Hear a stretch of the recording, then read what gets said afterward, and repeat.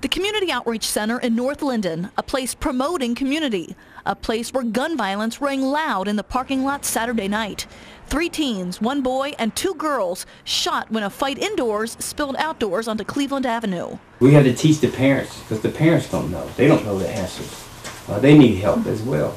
Cecil Ahad with Men for the Movement says he is hitting the streets, going into homes, trying to educate families, preaching that violence has to stop.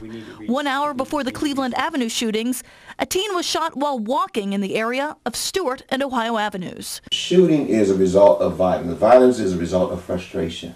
Reverend Frederick Lamar of Family Missionary Baptist Church says he tries talking with those seeking help or needing help. Firing a gun isn't the answer. It ain't a school day that I don't get about 3 or 4 kids that come here and just want to talk to me.